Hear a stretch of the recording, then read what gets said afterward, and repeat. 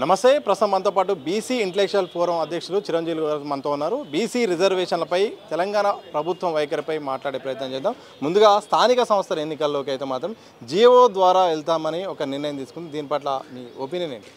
అంటే నిన్న బిల్లు పెట్టింది ఏదైతే ఉందో అది ఒక స్థానిక సమస్యలే అని నేను అనుకోవడం లేదు. అందులో విద్యా ఉద్యోగాలు కూడా కలిసి ఉన్నాయని అనుకుంటున్నాను. ఒకటి.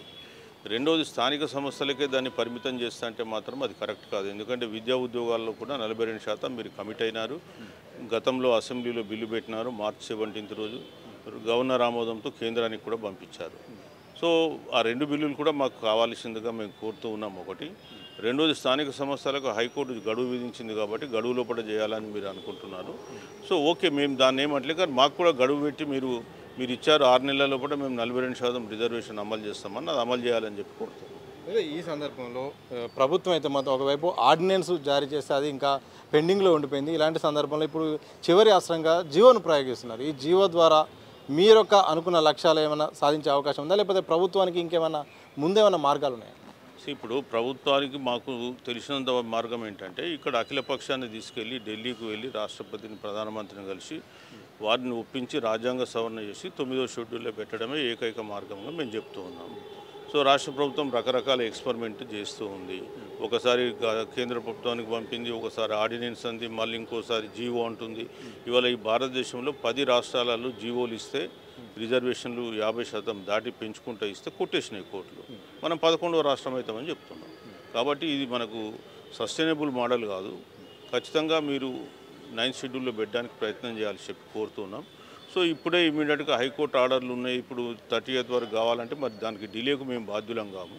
సో మీరే బాధ్యులు అవుతారు, రేపు ప్రజలకు మీరే అకౌంటబుల్ అవుతారని చెప్తాం. సో మీరు ఒక అంశాన్ని లేవనెత్తారు, అఖిల పక్షాన్ని తీసుకెళ్ళాలి, ఢిల్లీకి తీసుకెళ్ళాలి, అక్కడ ప్రధాని రాష్ట్రపతిని కల్పించాలి. కానీ ఇంతవరకు రాష్ట్ర ప్రభుత్వం అడుగుతుంటే ఇటు ప్రధాని అపాయింట్మెంట్ కానీ లేకపోతే రాష్ట్రపతి అపాయింట్మెంట్ కానీ ఇవ్వలేని పరిస్థితి. ఈ యొక్క సందర్భాన్ని ఎట్లా విశ్లేషిస్తారు? ఇప్పుడు మీరు ఇక్కడ అఖిల పక్షాల మీటింగ్ ఎక్కడ పెట్టినని, మీరు ఇక్కడ అఖిలపక్షం మీటింగ్ పెట్టి అఖిలపక్షాన్ని అందరు సంతకాలు పెట్టుకుని ప్రధానమంత్రి దగ్గర అడిగి ఉంటే అది వేరే ఉంటుండే. మీరు ఇక్కడ అఖిలపక్షం మీటింగ్ పెట్టారు, ప్రధానమంత్రిని నేను కలవడానికి రాసిన 5 సార్లు ఆయన ఒప్పుకోలేడంటే మనం దాన్ని ఏమంటాం? సో మాకు తెలుసు బీజేపీ గవర్నమెంట్ ఎట్లాగో దీంట్లో మోకాలు అడ్డం పెడుతుంది. కానీ మా ప్రజల నుంచి ప్రెషర్ ఉండి, రూలింగ్ పార్టీ నుంచి ప్రెషర్ ఉంటే అది సాధ్యమైంది.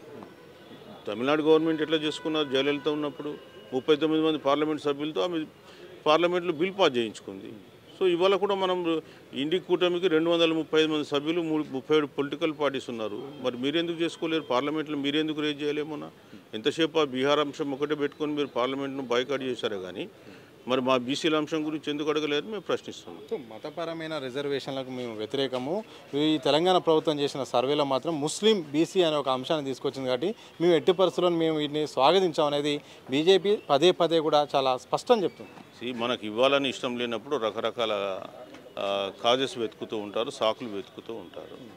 సో మరి మీరు తెచ్చిన ఈడబ్ల్యూఎస్ రిజర్వేషన్లో ముస్లిమ్స్ అనుభవిస్తలేరా? ఈరోజు మీరు పాలిస్తున్న రాష్ట్రాల్లో గుజరాత్ కానీ, యూపీ కానీ, మధ్యప్రదేశ్ కానీ, రాజస్థాన్లో ముస్లింలు బీసీల లిస్టులో లేరా? ఎందుకు ఒట్టి ఇక్కడ మాత్రమే బీసీలలో ముస్లింలు వచ్చిందని చెప్పి అడ్డుపడుతున్నారు? సో మీకు ఇష్టం లేదు. మీకు ఇష్టం ఉన్నప్పుడు అగ్రవర్ణాలకు సంబంధించి ఈడబ్ల్యూఎస్ రిజర్వేషన్ ఎవరు అడుక్కుండానే తీసుకొచ్చినారు.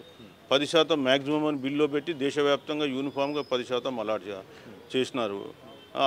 10% ఇంప్లిమెంట్ చేసినారు.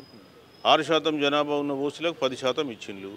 ఎస్సీలకు వాళ్ళ రాజ్యాంగం ప్రకారం జనాభా దామాష ప్రకారంగా ఇవ్వాలి కాబట్టి ఇచ్చారు. మరి బీసీలకు ఏమైంది? బీసీలకు ఎందుకు ఇవ్వరు అని మేము కేంద్రాన్ని కూడా ప్రశ్నిస్తాం. ఇదే సందర్భంలో బీఆర్ఎస్ పార్టీ వైఖరి బీసీ రిజర్వేషన్ల పట్ల ఒకవేళ గమనిస్తే ఏమనిపిస్తుంది? వాళ్ళు ఏం చేస్తే ఇంకా బాగుంటుందండి? బీఆర్ఎస్కు వాళ్లకు బీసీల పట్ల ఎలాంటి పాలసీ లేదు. వాళ్ళు అసలు కులగణంలోనే వాళ్ళ అగ్రనాయకులు పాల్గొనలేవు. ఒకటి. రెండోది, వాళ్ళు ఉన్నప్పుడే 34% నుంచి 22% దిగజారిపోయింది. వాళ్ళు కనీసం పార్టీ పరంగా ఇస్తామని చెప్పలే. సో అట్లాంటప్పుడు మేము వాళ్ళ పార్టీల గురించి మనం ఏం మాట్లాడతాం? ప్రజలే ఆల్రెడీ తీర్పు ఇచ్చినారు 2024లో. మళ్ళీ మనం కొత్తగా చెప్పాల్సిన అవసరం లేదు. సో పార్టీ పరంగా రిజర్వేషన్లు ఇచ్చి ఒకవేళ ఏ ఆప్షన్ లేకపోతే అట్లా ముందుకెళ్ళే యోచనలో ఉన్నట్టయితే ప్రభుత్వం కానీ కాంగ్రెస్ పార్టీ ఉన్నట్టు తెలిసింది. ఆ ఆప్షన్ మీరు యాక్సెప్ట్ చేస్తారా? మేము చేయం. మాకు కావాల్సింది చట్టబద్ధంగా కావాలి. మీరు ఆ విధంగా పోతుంటే ప్రజలు సరైనటువంటి తీర్పు ఇస్తారని చెప్తారు. సో చివరిగా లాస్ట్ ఒక్క సలహా ఇవ్వండి. ప్రభుత్వానికి 42% రిజర్వేషన్లు పూర్తి స్థాయిలో అమలు కావాలంటే ఏం చేస్తే బాగుంటుంది? స్పష్టంగా ఏం చెప్పారు? మేము ఒక్కటే చెప్పదలుచుకున్నాం, మీరు అఖిలపక్ష సమావేశాలు పెట్టండి. వాళ్ళ అనుమానాలు నివృత్తి చేయండి. వీళ్ళందరినీ తీసుకెళ్ళి ఢిల్లీలో ప్రధానమంత్రిని రాష్ట్రపతిని కలిసి ఒప్పించండి. వాళ్ళు ఒప్పుకున్నట్టయితే ఢిల్లీలో ధర్నాలు దీక్షలు అప్పుడు చేయండి. అప్పుడు ఆటోమేటిక్గా అదే సాధ్యమైంది. ఎందుకు కాదో చూద్దాం.